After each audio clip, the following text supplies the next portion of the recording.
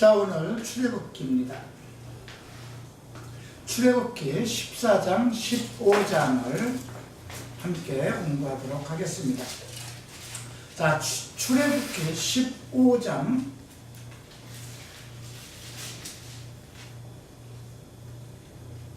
24절로부터 27절까지 우리가 함께 읽겠습니다.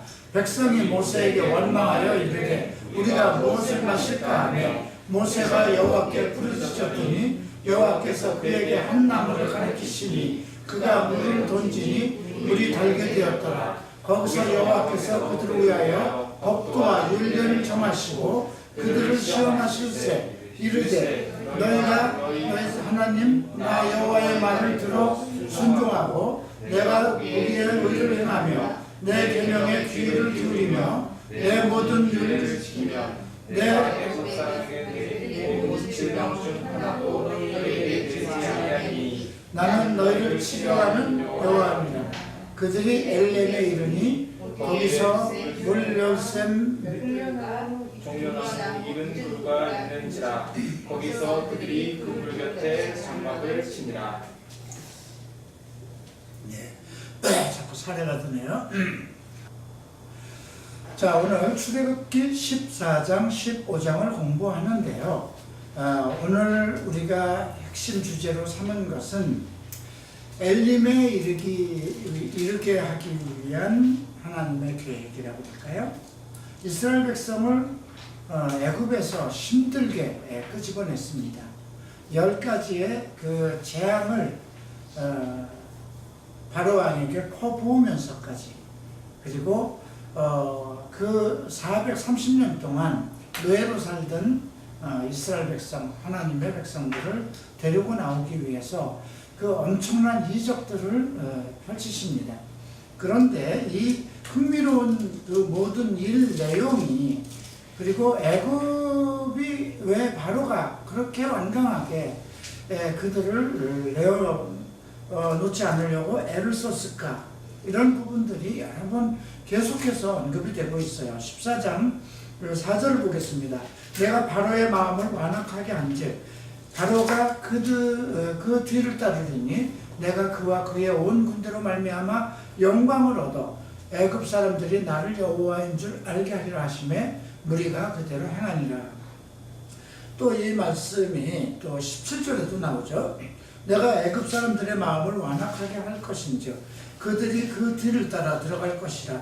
내가 바로와 그의 모든 군대와 그의 병과 마병으로 말미암아 영광을 얻으리니.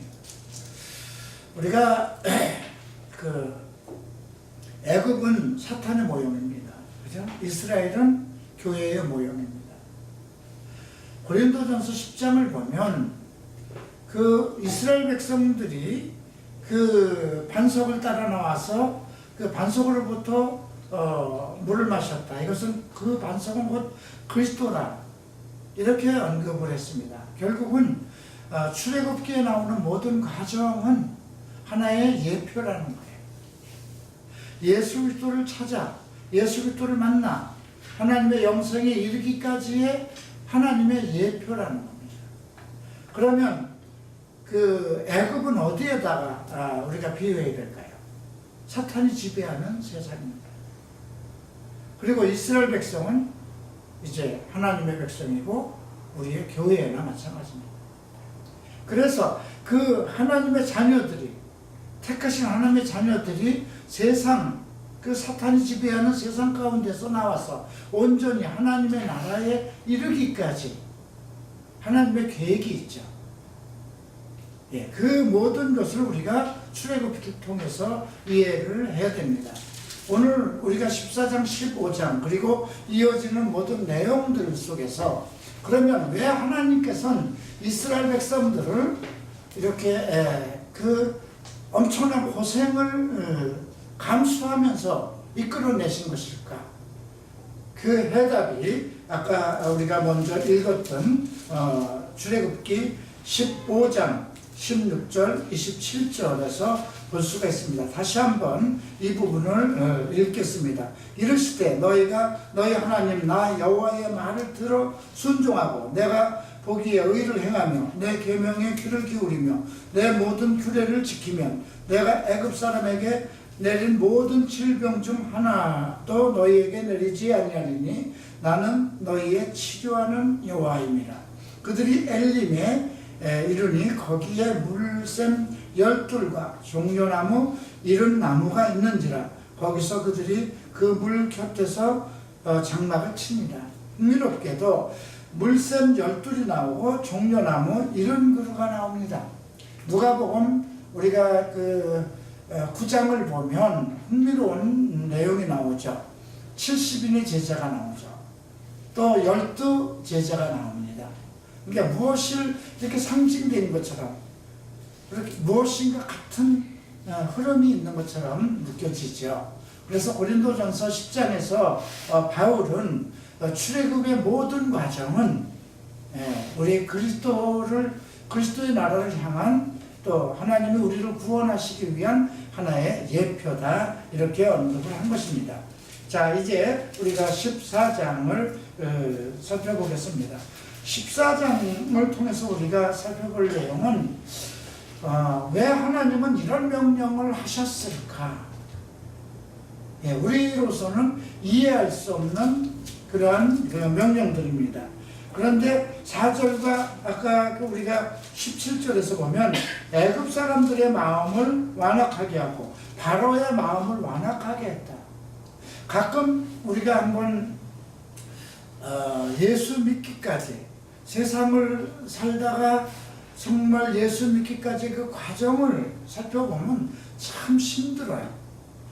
물론 어머니 아버지가 일찍이 예수를 믿어서 정말 그 어머니 아버지 밑에서 태어난 사람들은 아주 순조롭게 예수를 믿어서 어떤 세상의 고통 그런 것을 모르고 살 수가 있어요.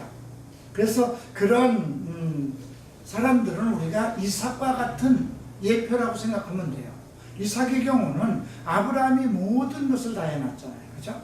아브라함은 그 온전한 믿음이 되기까지 엄청난 시행착오와 많은 산을 넘고 또 물을 건너서 엄청난 세상살이를 했던 사람이에요. 그렇죠? 그러나 이삭은 아버지의 모든 것을 물려받죠. 그래서 모태신앙을 가지고 있다는 크리스찬들, 부모들이 예수를 믿어서 내가 쉽게 예수를 믿은 사람들은 그 세상이 얼마나 힘들고 정말 사탄의 세계가 얼마나 정말 고통의 세계인지, 그 사탄들이 나를 내어놓지 않으려고 얼마나 애를 쓰는지 알 수가 없어요.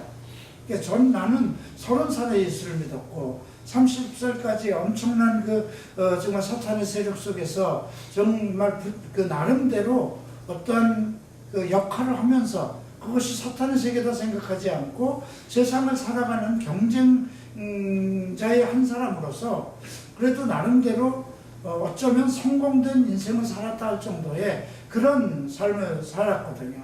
그럼에도 불구하고 그 삶 속에서 나타난 많은 어떤 전쟁들, 지금 우리가 보면 그거의 영적 전쟁이라고 그러죠.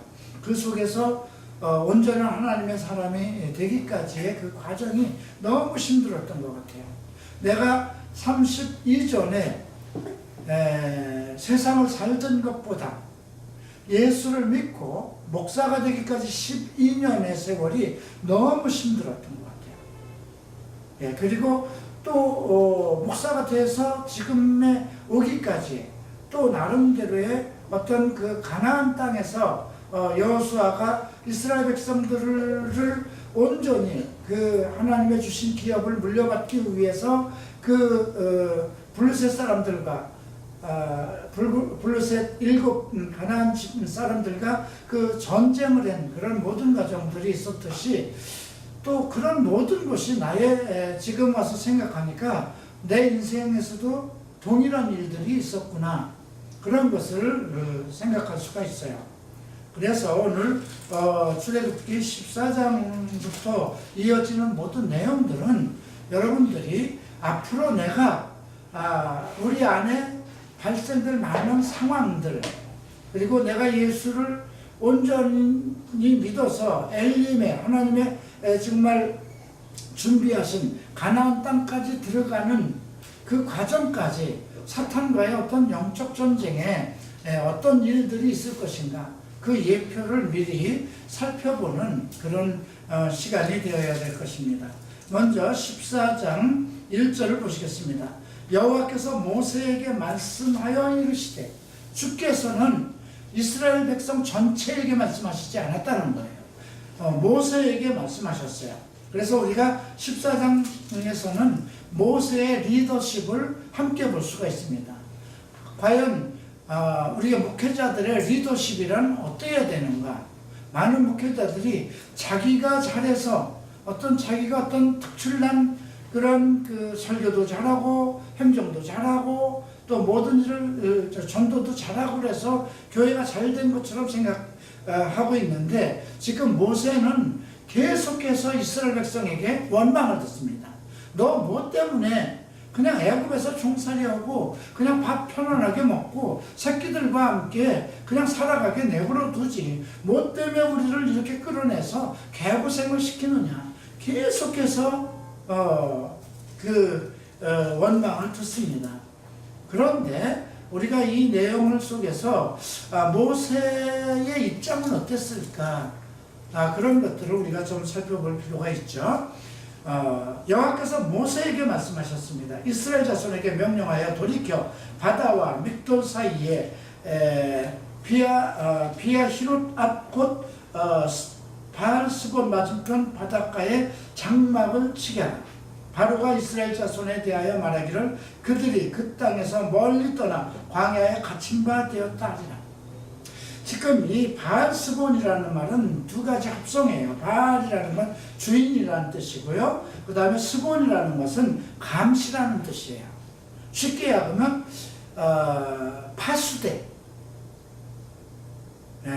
눈에 빤히 보이는 곳, 그러니까 나의 눈을 피하지 못하는 곳, 이런 뜻이에요. 그러니까 갇혀버렸다는 거죠. 바로가 볼 때에는 그들이 지금 바알스본 맞은편 바닷가로 들어갔어? 이 말은 무엇이냐면, 양쪽에 지금 그 산맥이 산맥으로 이렇게 둘러싸여 있고요, 길이 있는데 그 길로 들어가면은 앞에는 뭐가 있어요? 홍해 바다밖에 없는 거예요. 그러니까 어디로 돌아 나올 곳이 없어요. 터널과 같은 곳이에요. 그러니까 바로의 눈을 피할 수 없는 곳으로 들어간 거예요. 그러니까 모세가 이스라엘 백성들을 데리고 그것을 보고 바로가 됐다, 이제 너희들은 도안에 쥐다, 이렇게 생각을 한 거예요. 근데 왜 이것은 하나님께서 그리로 들어가라고 그런 거잖아요, 그죠? 하나님은 모든 지형을 다 알고 있어요. 아마 모세도 그 지형을 알고 있었을 거예요. 아마 모세의 생각에는 글로 가면 안 될 것인데, 양쪽이 산맥으로 되어 있고 정말 앞에는 홍해바다인데 왜 우리를 글로 가라고 하셨을까, 이런 의심을 가졌을 수도 있어요. 아마 모세가 광야에서 40년 동안 그 목동으로 살아가면서 하나님에 대한 많은 묵상들과 또 하나님 말씀에 대한 많은 그 사고가 없었다면, 과거에 애굽에서의 왕자로 있었을 때와 같이 그렇게 단순하게 모든 것을 자기의 힘과 능력으로 해결하려고 하는 그런 마음을 가지고 있었다면 아마 들어가지 않았을 거예요. 거기는 안 되는 지역입니다, 이렇게 얘기했을 거예요. 그러나 이미 80살이 됐어요, 그죠? 40년 80살이고 이제 마지막 인생 40년을 하나님 앞에서 순종하는 그런 마지막 헌신자로서의 입장에 있거든요. 하나님께서는 전체를 다 하시고 모든 것을 계획하셨기 때문에 하나님이 말씀하시면 그것이 옳은 일이다, 이렇게 아마 판단을 했을 것입니다. 자, 그래서 이제 이스라엘 백성이 도망간 모든 길과 모든 일들이 이제 애굽 왕에게 이제 알려졌고, 이제 또 백성들도 이스라엘을 우리의 섬김에서 내보낼 이유가 어디 있었는가? 왜냐하면 한 200만 300만 이상이 되는 그 큰 나라잖아요. 사실은 엄청난 그들이 다 노예였잖아요. 그러니까 노동력을 상실한 거잖아요. 애굽으로선. 예, 그렇기 때문에 이제 재앙은 없어졌고 이스라엘 백성을 보내고 났는데 너무 자기네들은 피해가 많은 거예요. 그렇죠? 엄청난 그 10가지 재앙이 있는 동안에 애굽은 피해가 너무나 많았고 또 어떤 일까지 있었어요. 장자들이 다 죽은 거예요. 그죠? 그래서 애굽 백성들 중에 그 장자가 없는 집이 없었기 때문에 애국하지 않은 집이 없다고 기록되어 있었어요. 그런데 이스라엘 백성은 모두가 탈출해서 어느 지역으로 갔다 그러니까 우리가 왜 지금 정말 그들 때문에 이 고통을 당했는데 그들을 보내야 할 이유가 어딨나 이런 강박한 마음이 생기기 시작했죠. 그래서 6절 보면 바로가 곧 그의 병거를 갖추고 백성을 데리고 이제 선발된 병거 600대, 이게 병거라는 건 뭐예요? 그 마차로 준비된 거죠. 600대와 애굽의 모든 병거를 동원하여 지휘관들이 다 거느렸더라. 그러니까 애굽의 모든 군사가 총출동한 것이다 생각하면 되겠습니다. 또 8절 보겠습니다. 여호와께서 애굽 왕 바로의 마음을 완악하게 하셨으므로 그가 이스라엘 자손의 뒤를 따르니 이스라엘 자손이 담대히 나갔다. 10가지 재앙을 통해서 하나님께서 애굽을 치시고 그리고 마지막으로 장자까지 다 치게 하신 후 이스라엘의 그 장자들은 하나도 죽임을 보지 않고 정말 온전하게 하나님께서 지켜주심을 안 이스라엘 백성들은 정말 믿음을 따라서 모세가 인도하는 대로 온전하게 그 담대함을 가지고 나갔다는 것이죠. 그래서 이제 그 구절을 보면 그들이 바알스본 맞은편 비아히롯 해변 그들이 장막을 친 데에 미쳤다. 이렇게 이제 애굽 사람이 따라오는 상황이 되었습니다. 이렇게 되니까 이스라엘 백성들이 이제 동요하기 시작합니다. 바로가 가까이 올 때 이스라엘 자손의 눈을 들어본 즉 애굽 사람들이 자기들 뒤에 이른지라 이스라엘 자손이 심히 두려워하여 여호와께 부르짖고 우선은 그들이 하나님의 이적과 하나님의 능력을 체험한 백성들이에요. 그렇죠? 430년 동안 그들은 하나님 없이 살아왔던 사람들이에요. 예, 그러다가 이제 그냥 역사 속에서 살아온 거예요. 자기들은 하나님의 택한 백성이다. 아브라함과 이삭과 야곱의 자손이라는 그러한 역사 속에서 살아왔지 종살이 하면서 엄청난 믿음을 가지고 견디고 이긴 백성은 아니었어요. 그러나 모세를 통해서 하나님께서 그 백성들을 다시 돌아보시고 그 애굽의 종살이에서 그 10가지의 어떤 이적과 기적을 통해서 그 백성들을 이끌어내는 것을 보시고 이스라엘 백성들은 하나님의 권세와 능력과 존귀함을 알고 이제 문제가 생기니까 여호와께 부르짖기 시작합니다. 그런데 지금 11절에서는 또 딴 얘기가 주어지고 있어요. 모세에게 이르되 심히 두려워하여 여호와께는 부르짖는데 그들이 또 모세에게 이르되 애굽에 매장지가 없어서 당신은 우리를 이끌어내어 이 광야에서 죽게 하느냐 어찌하여 당신이 우리를 애굽에 이끌어내어 우리에게 이같이 하느냐. 자, 두 가지 모순된 점이 있죠. 모세는 하나님 앞에서 그들을 이끌어내기 위해서 애굽의 왕 되는 것도 포기한 자인 것이죠. 자기 형제를 돌아보기 위해서 이스라엘 백성 하나가 장년 하나가 애굽 사람 병사에 의해서 정말 심한 그 매질을 당하는 걸 보고 애굽 병사 하나를 죽임으로 인해서 도망자까지 되어서 40년 동안 그 광야에서 묵동 생활을 했던 사람이거든요. 그리고 애굽 백성들 앞에서 이스라엘 백성들 앞에서 하나님의 종인 것을 보였잖아요. 10가지의 재능과 그 권세가 모세를 통해서 모세를 하나님께서 쓰신다는 모든 것을 다 체험한 그런 백성임에도 불구하고 원망을 하는 거예요. 이제 이런 것들이 우리 크리스천에게도 그대로 남아있지 않을까 싶어요. 저도 정말 하나님의 정말 능력 가운데서 내 죄의 사슬에서 벗어나서 정말 천신만고 끝에 43살에 일단 하나님의 은혜 가운데서 온전케 됐잖아요. 그럼에도 불구하고 하나님의 오늘에 이르기까지 나를 이끌고 한 그 20여 년 동안의 그 세월 동안에 겪었던 여러 가지 일들, 환난들, 어려움, 배고픔, 또 비난 이런 거를 겪을 때 마음속에서 아니 내가 이러려고 목사가 된 건가? 도대체 이게 뭔가? 내가 차라리 세상에서 부귀영화를 누리고 살았으면 이 꼴은 당하지 않았을까? 내가 그냥 일반 크리스찬으로서 예수를 믿으면서 그냥 사회에서 사업을 하면서 지냈으면 되지 않았을까? 그런 생각도 갖게 된다는 것이죠. 그래서 우리가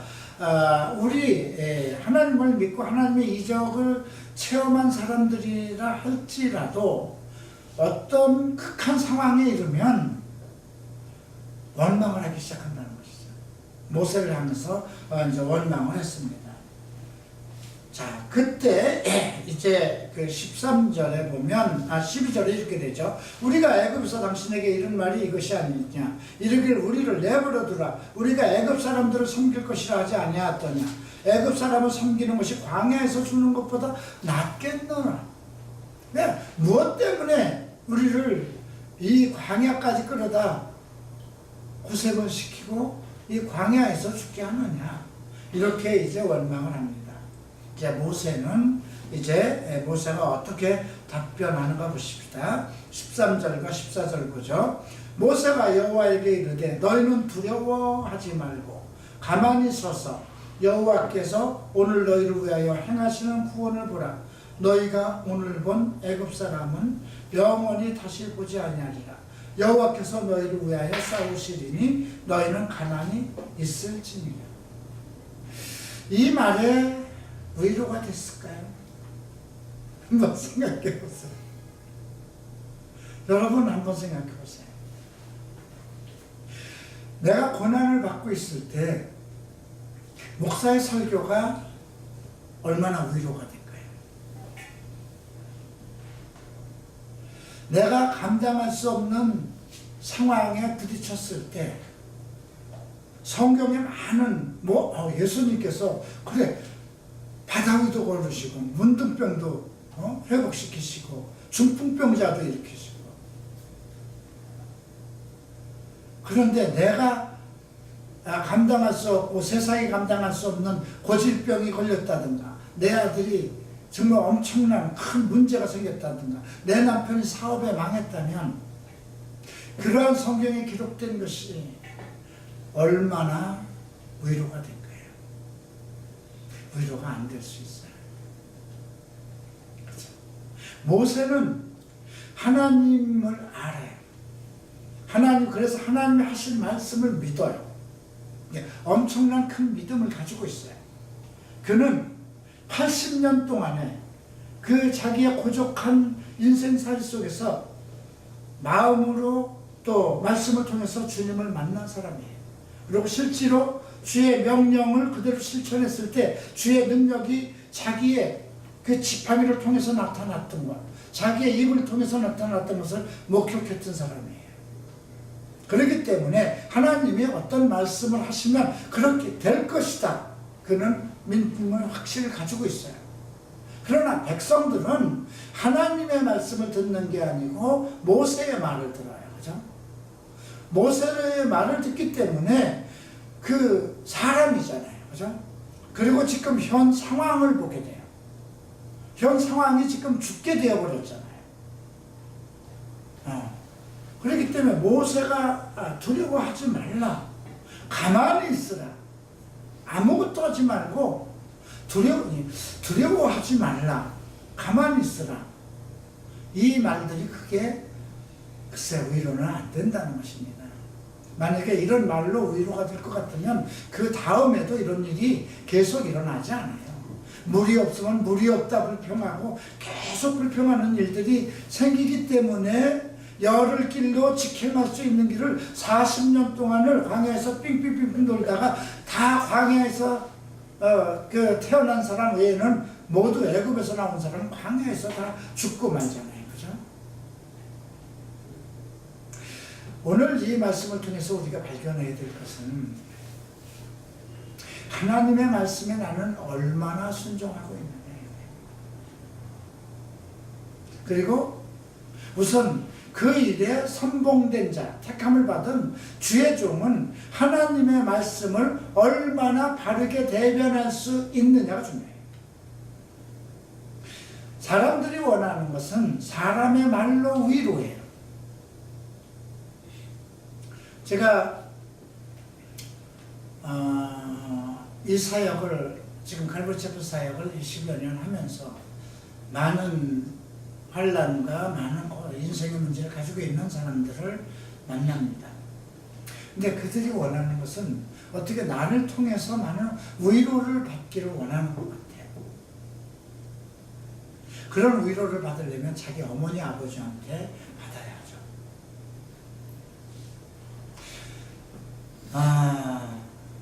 목사는 위로하는 사람은 아니잖아요. 그죠? 하나님의 말씀을 대변하는 자예요. 하나님의 말씀이 그에게 위로가 되게 되는 것이죠. 나의 말로 위로가 된다고 했을 때는 그 사람이 나의 종이 되고 내 노예가 되는 거예요. 많은 교회, 대형교회 목사님들 말에 많은 사람들이 위로를 받아요. 은혜 받았다고. 목사의 말에 은혜를 받으면 안 되는 거잖아요. 하나님과 성도들 사이에 벽이 되고 있는 거잖아요. 그가. 목사는 대변자잖아요. 대변. 다리예요. 다리. 예.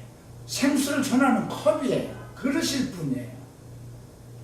얼마나 그 말씀을 옳게 분석하고 해석해서 바른 적용을 할 수 있도록 그 말씀을 전달하느냐가 중요한 거잖아요. 그래서 여러분 위로라는 거는요, 책망을 받고도 위로가 될 수 있는 거예요. 나의 문제점을 해결할 수 있는 책망이 위로가 되는 거예요. 여러분은 겪었는지 모르겠지만 어려서 우리가 잘못을 했을 때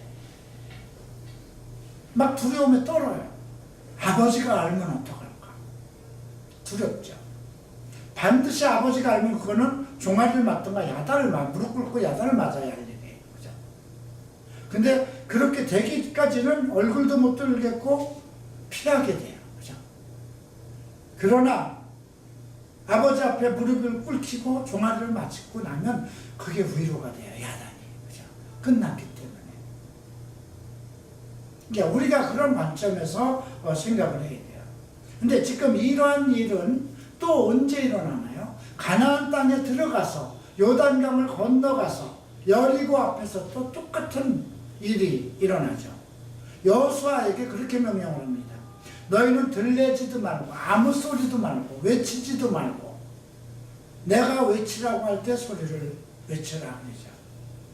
너희는 여호와 앞에 잠잠히 기다리라고 합니다. 여호와께서 어떻게 하시는지 그 말씀에 무조건 순종해서 잠잠히 기다리는 것. 다윗도 그렇게 선언을 합니다.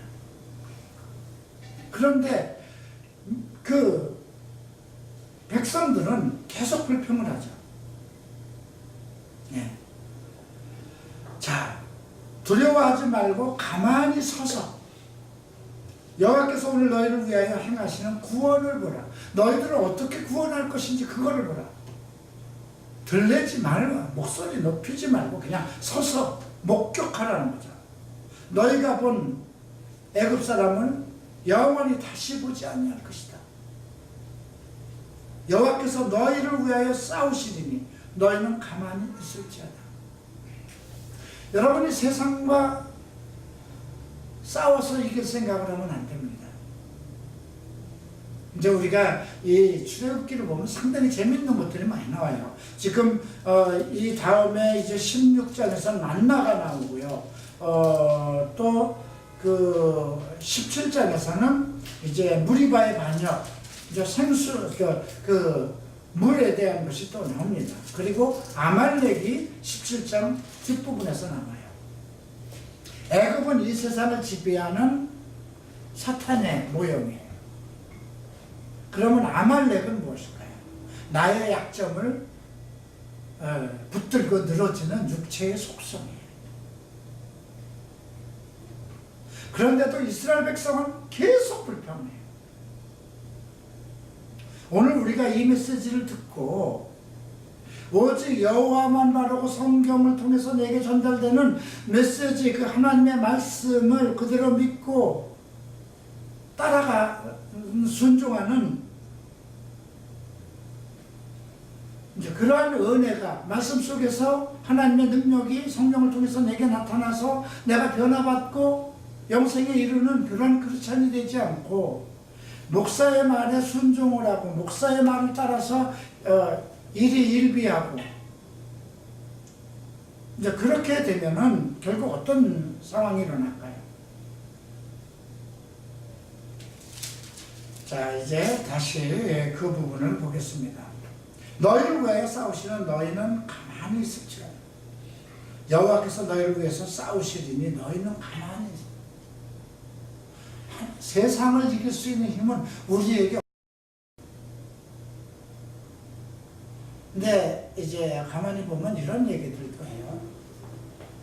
내가 가지고 있는 어떤 뭐 포르노를 본다든가 동성애라든가 성적인 그거를 하나의 세상이 나를 지배하는 거라고 생각하면 안 돼요. 아말렉이에요. 나를 사로잡고 있는, 내 발목을 잡고 있는 육신의 속성이라는 거예요. 갈라디아서 5장에 나타나는 육체의 속성인 거예요. 물론 그 전체는 사탄이 지배하는 세상 속에 있어요. 그래서 아말렉을 완전히 죽여버리라고 있는 거예요. 그죠? 우리가 그 사무엘상 15장에서 사울 왕에게, 사무엘이 얘기하는 거잖아요. 내가 과거에 너희가 출애굽할 때에 아말렉이 너희 백성들에게 행한 것을 내가 기억하고 있으니 너는 가서 쉼쉬는 모든 가축이든 모든 아이에서부터 어른까지 모두 죽이라고 하는 거잖아요. 그런데 이 부분은 가지고 싶어. 이 추억은 내가 갖고 싶어. 결국 그것이 자기의 발목을 잡히는 거예요. 그게 육체의 속성을 얘기해요. 그러니까 나의 적은 어디에 있을까요? 두 가지예요. 지금 오늘 전체적으로 배우는 것은 하나는 뭘까요? 나의 불평불만이에요. 두 번째는 나의 육체의 속성을 끊어내지 못하는 것. 이 두 가지가 우리가 온전히 하나님의 영생에 이르지 못하는 것. 그래서 그 15장 말미에서 그 엘림에 이르기 위한 하나님의 계획, 그죠? 그것을 거기에 가면 물샘 12가 종려나무 이른 그루가 있다고 그랬어요. 그죠? 이건 복음의 시대를 얘기하는 거예요. 그런데 모든 내 계명에 귀를 기울이고 첫 번째 여호와의 말을 들어 순종하고, 순종이죠. 그죠? 하나님 보시기에 의를 행하며, 의는 하나님의 의를 이루어야 되는 거예요. 사람의 의가 아니고. 내 계명에 기울을 기울이며 내 모든 규례를 지키며 내가 애굽 사람에게 내린 모든 질병 중에 하나도 너희에게 내리지 않겠다. 이 약속을 주신 거예요. 오늘도 동일해요. 자, 다시 이제 14장 이제 15절을 보시겠습니다. 여호와께서 모세에게 이르시되 너는 어찌하여 내게 부르짖느냐. 이스라엘 자손에게 명하여 앞으로 나아가게 하고. 참 지도자는 하나님에게도 야단을 맞고요, 백성에게도 막 원망을 듣고요. 그죠? 진퇴양난이에요. 곤란하죠. 잘해도 문제가 생기고 못하면 못하는 대로. 모세의 리더십이라는 건 결국 무엇일까요? 하나님의 명령대로 순종하는 거였어요. 하나님이 말씀하시면 그대로 하는 거였어요. 성경에서 내게 얘기를 하면 성경을 그대로 전달하는 것이 사실 목사의 리더십이에요. 바울이 그런 얘기를 하죠. 바울이 우리는 엄청난 설교를 잘하는 걸로 알고 있어요. 그죠? 그런데 고린도서를 보면 바울은 입이 둔하다고 그랬어요. 그죠? 오히려 편지는 너무 강렬한 거예요. 서신을 보면 너무 완벽한 거예요. 그런데 입은 좀 둔한 편이었어요. 자, 이제 지팡이를 들고 손을 바다 위로 내밀어 그것이 갈라지게 하라. 이렇게 명령을 합니다. 이거 큰 믿음이 없으면 행할 수가 없는 거예요. 하나님에 대한 절대 신뢰가 없으면 어떻게 자기가 가지고 있는 지팡이로 그 홍해 바다가 어떻게 갈라져요? 그런데 이미 자기에게 지어진 하나님의 이 지팡이가 뱀도 되고, 그죠? 이 10가지 재앙을 일으킬 때마다 하나님이 자기에게 주신 그 지팡이의 권위가 나타나는 것을 알아요. 하나님의 말씀대로 하나님의 권능이 나타난 것을 모세는 체험을 했던 사람입니다. 자, 그렇게 해서 이제 내가 바다 위로 손을 내밀면 그 홍해 바다가 갈라지게 하라. 이스라엘 자손이 바다 가운데 마른 땅으로 행하리라. 애굽 사람들의 마음은 완악하게 할 것인즉 그를 뒤따라 들어갈 것이다. 내가 바로와 그의 모든 군대와 그의 병거와 마병으로 말미암아 영광을 얻으리니 내가 바로와 그의 병거와 마병으로 말미암아 영광을 얻을 때 애굽 사람들이 나를 여호와인 줄 알리라.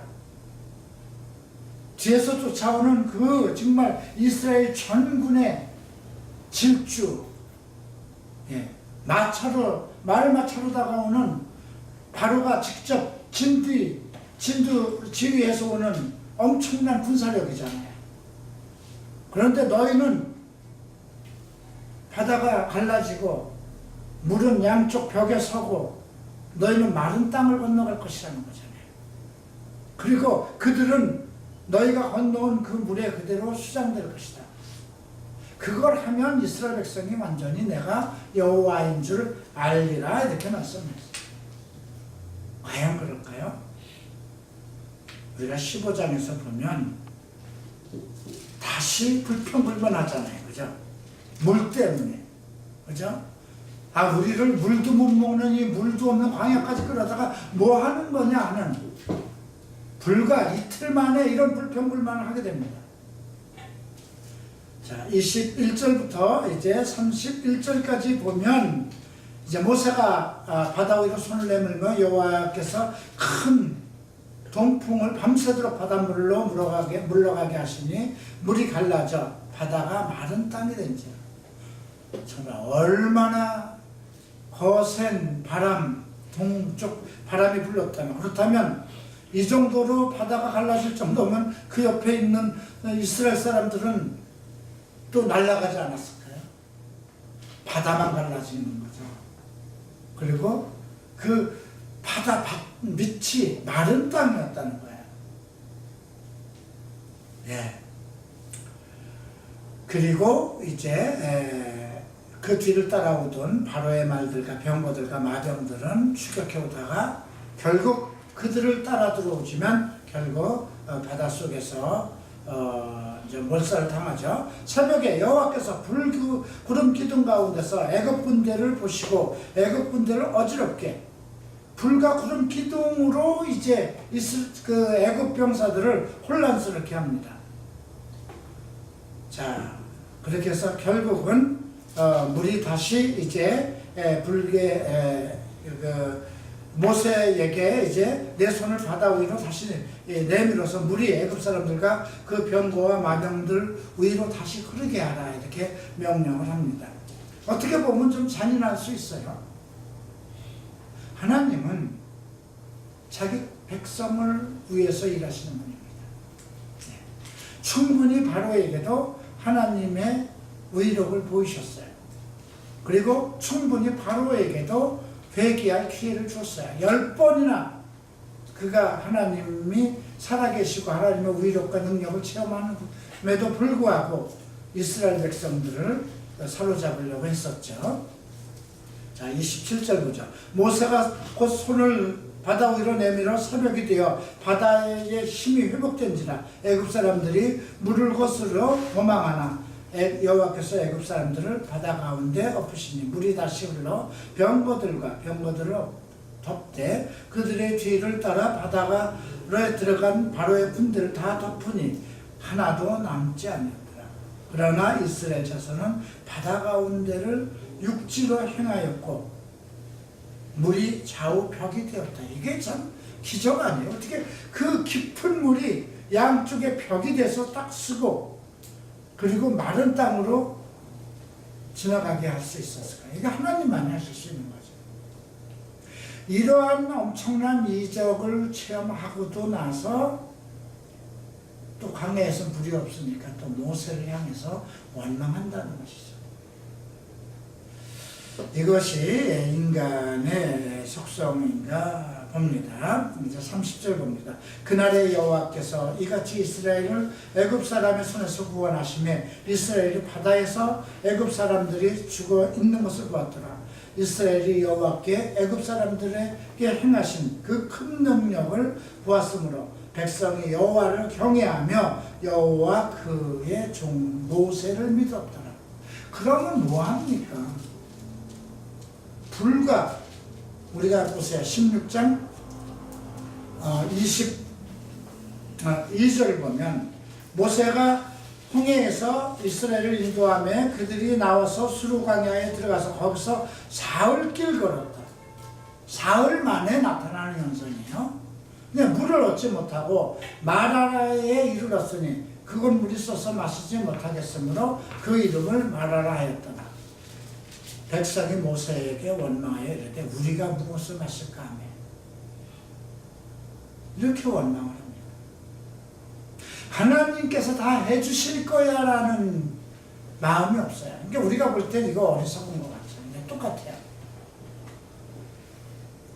내 인생에 어떤 뭐 직장에 문제가 생긴다든가 몸이 갑자기 아프다든가 가족에 무슨 문제가 생긴다든가 교회가 문제가 생긴다 하면 그 대상을 찾아서 원망하죠. 네. 자, 이제 15장 보시겠습니다. 15장은 이제 사실 축제입니다. 이스라엘 백성이 하나님을 송축하고 찬송하는 것입니다.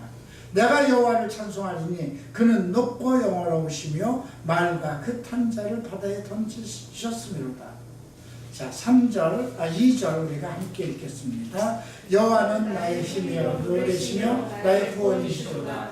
그는 나의 하나님이시니 내가 그를 찬송할 것이요 내 아버지의 하나님이시니 내가 그를 높이리로다. 여호와는 영원하시니 여호와는 그의 이름이시다. 여호와라는 것이 그의 이름, 야훼는 그의 이름이다. 예, 또 이제 9절을 봅니다.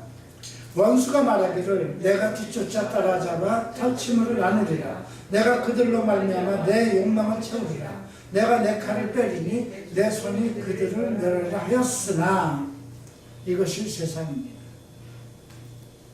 우리는 세상에 사탄이 지배하는 그 육신을 가지고 살아왔고 세상 속에서 살던 사탄의 사람들이었어요.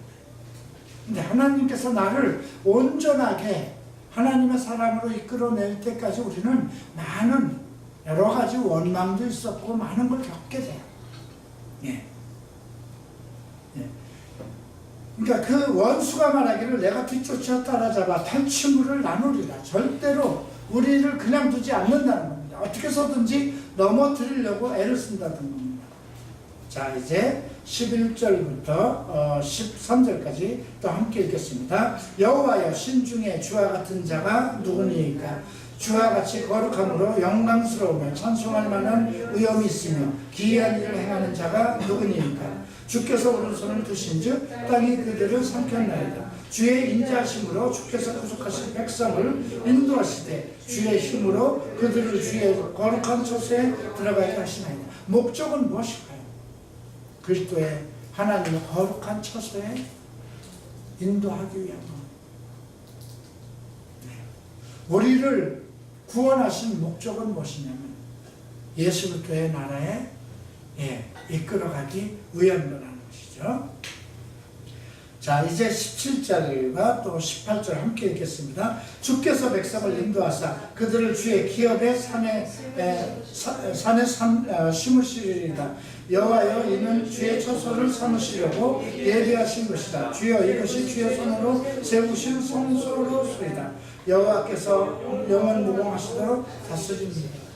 결국은 주의 백성을 인도해서 내신 것은 주의 기업의 산에 오르게 하고 시온산에 오르게 한 것. 주의 기업은 무엇일까요? 하나님의 나라에 이르게 한 것입니다. 우리를 세상 가운데서 사탄의 세력 속에서 구원하셔서 그러기 위해서 예수 그리스도를 십자가에 내어주고 우리를 구원하신 것은 하나님의 자비, 인내하신 자비 때문이죠. 사랑과 그의 긍휼하신 자비 때문입니다. 그 목적은 무엇일까요? 영원한 그리스도의 나라에 우리를 인도하기 위함이죠. 이렇게 해서 이제 그 모세는 그 모든 것, 이스라엘 백성들, 주의 백성들을 그 사탄의 세력에서 이끌어내신 그 의엄과 능력과 권능 그리고 목적을 찬송했습니다. 자, 이제 그 아론의 누이 선지자 미리암이라고 되어 있네요. 20절 보겠습니다. 아론의 누이 선지자 미리암이 손에 소고를 잡음에 모든 여인도 그를 따라 나오며 소고를 잡고 춤추니, 선지자라고 한 것을 보면 아론의 누이 그 미리암도 어떤 하나님의 말씀을 받아서 예언을 하지 않았나 싶습니다. 자, 21절 미리암이 그들에게 화답하여 이르되 너희는 여호와를 찬송하라. 그는 높고 영화로우시며 말과 그 탄자를 바다에 던지셨음이로다 했더라.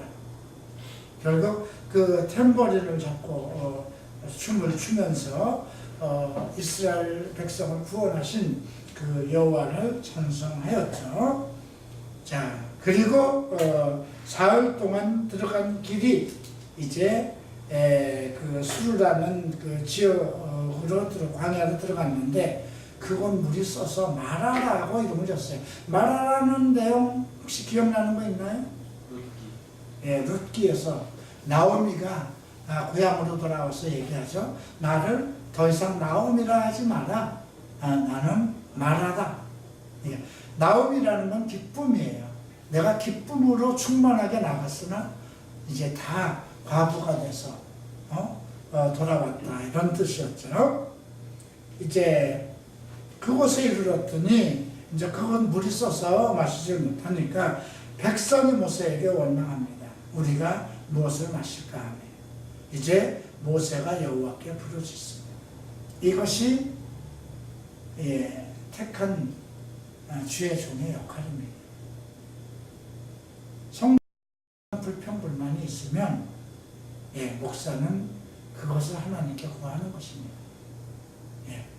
여호와께서 그에게 한 나무를 가리키시니 그가 물을 던지니 물이 달게 되었더라. 거기서 여호와께서 그들을 위하여 법도와 율례를 정하시고 그들을 시험하시지. 왜 그럼 모세가 없었으면 안 됐을까요? 모세 없이 전체적으로 하나님이 백성을 다루시면 되지 않았을까, 그런 생각도 듭니다. 그러나 하나님은 이제 한 사람을 택하셔서 결국은 예수 그리스도를 얘기하는 겁니다. 여기는 모세로도 나타나 있고 한 나무로도 얘기를 했지만 이제 우리는 이 구약 속에서 여호와 대신, 여호와라는 말은 야훼인데요, 나에게 무엇 대신, 그런 뜻입니다. 말뜻이. 그래서 구약에서 여호와는 예수 그리스도의 전형이다, 이렇게 생각하면 되겠습니다. 자, 그리고 이제 그 여호와 라파라는 나는 너희의 치료하는 여호와입니다. 우리가 모든 애굽에 내려져 있는 모든 질병을 허락지 않는다. 이거는 우리가 성경대로 살면 세상에 사람들이 걸리는 질병에 걸리지 않을 수도 있다. 그렇게 생각해도 될까요? 나 그렇게 생각해도 된다고 생각합니다. 여러분들이 성경대로 살아간다면 세상에 내려진 질병 하나도 우리에게 없이, 이건 여호와의 약속이잖아요. 제가 이 말씀을 상당히 좋아했어요.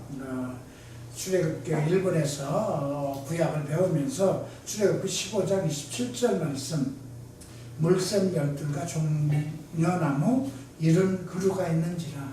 이걸 나중에 누가복음을 읽으면서 12사도 70인 제자? 그 시대를 비유하는 거 아닌가. 그 시대의 예표가 아닌가. 결국 우리가 성경대로 살면, 성경에 기록되어 있는 말씀대로 살면, 사도들을 통해서 우리에게 주신 모든 말씀대로 살아간다면 애굽에 내린 모든 저주가 우리에게 없을 수도 있겠구나. 그런 생각을 들었습니다. 사실 저는 잔병 치레가 많았습니다. 의경련에 중이염에 여러 가지 정말 골골하면서 살아왔는데, 목사 되고 나서 큰 질병 없었습니다. 지금까지. 이 때문에 젊어서 잘못 관리해서 정말 잘못된 이를 치료하기 위해서 병원에 간 거 외에 그렇게 큰 질병 치료를 하는 것 없는 것 같아요. 모르겠어요. 앞으로 얼마나 더 병원이라든가 어떤 질병에 고통 안 받고 남은 인생을 더 살는지 모르겠지만, 하나님은 말씀으로 우리에게 약속하신 거잖아요. 그죠? 다시 한번 그 말씀 26절을 함께 읽겠습니다. 이르시되 너희가 너희 하나님 나 여호와의 말을 들어 순종하고 내가 보기에 의를 행하며 내 계명에 귀를 기울이며 내 모든 율례를 지키며 내가 애굽 사람에게 내린 모든 질병 중 하나라도 너희에게 내리지 아니하리니 나는 너희를 치료하는 여호와입니다. 아멘입니다. 여러분들도 이 말씀 약속하신 말씀이니까 이제부터라도 하나님의 말씀에 무조건 순종하고 하나님 보시기에 의로움입니다. 나의 의가 아니라 예수 그리스도의 의가 내 삶 속에서 나타나야 되죠.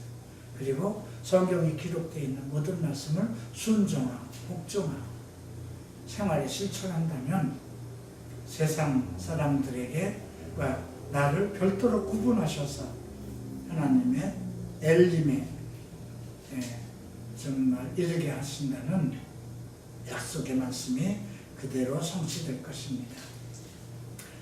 자, 질문 있으시면 질문하시기 바랍니다.